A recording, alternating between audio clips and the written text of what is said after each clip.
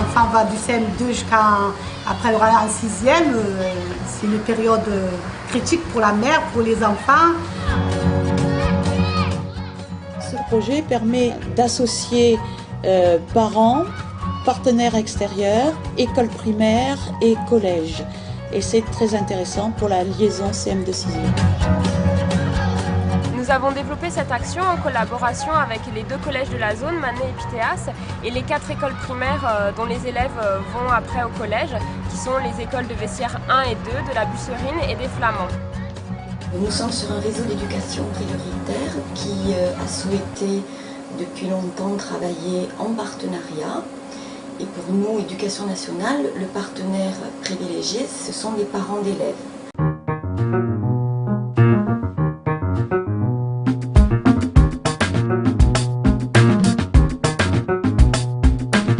De nombreux projets autour de la fonction parentale ont émergé ces dernières 15 années, en particulier avec un soutien très fort des assistantes sociales de la CAF.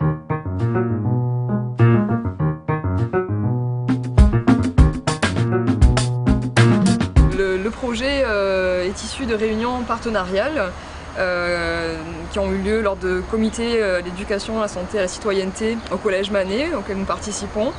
Le constat de tous les partenaires, c'était qu'on avait un problème d'absentéisme au niveau des institutions et maternelles, et primaires et collèges, mais très présent au niveau du collège.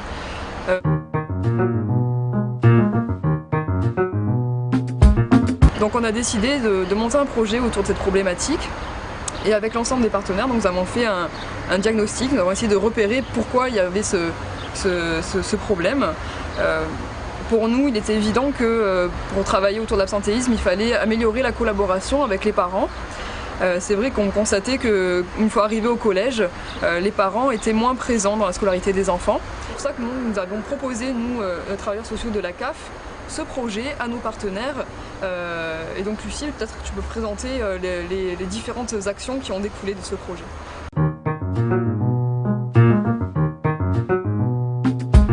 Nous avons proposé différents temps de rencontre aux parents des élèves de CM2 dont les enfants vont aller en 6e l'année prochaine dans ces 2 établissements scolaires.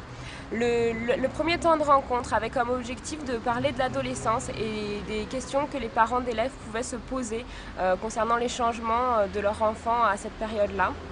Cet atelier a été co-animé par Madame Bourren, chargée de mission à la santé de l'IFSI.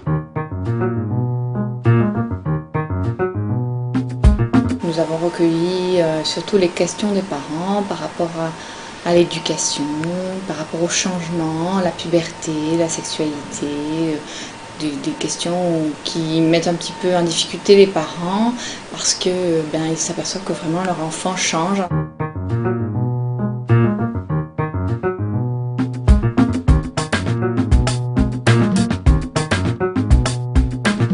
On a parlé pour la petite. C'est vrai, quand ils commencent une crise d'adolescence, ça fait qu'on ne sait pas trop ce qu'on doit leur dire, ce qu'on ne doit pas dire. Alors ils nous ont un peu expliqué. Dans un deuxième temps, nous avons aussi proposé des rencontres autour du collège et de son fonctionnement.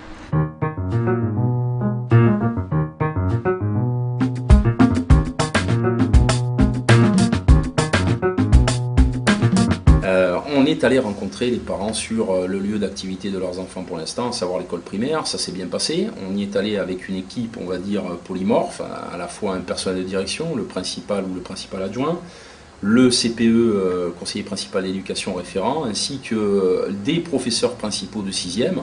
Et notre objectif, c'était d'avoir un discours simple mais pas simpliste, montrer en fait les différents outils qui existent au sein du collège, montrer que l'élève va changer en quelque sorte de vie, et que ce passage, cette transition entre le CM2 et la 6e, c'est un élément important de réussite. Par la suite, les parents des élèves sont venus accompagnés du directeur d'école dans les collèges afin de rencontrer les interlocuteurs clés et de voir un petit peu les lieux ressources.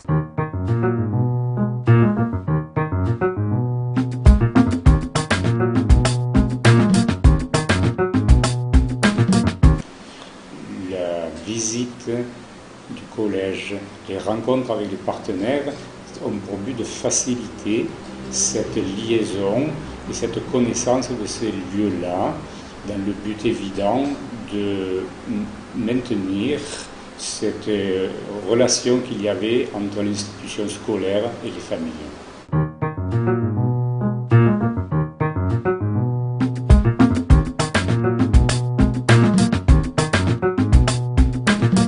Nous, ce qui nous intéresse sur le REP, c'est le plus possible d'impliquer les parents dans la vie scolaire de leurs enfants. Et pour tous les collèges, c'est vraiment très intéressant d'avoir en amont une collaboration avec les parents et d'insister sur les choses essentielles de la vie scolaire, comme la préparation du cartable, l'emploi du temps de l'enfant, le carnet de correspondance, tout ce qui peut amener, dans la mesure du possible pour les parents, un élève à bien réussir.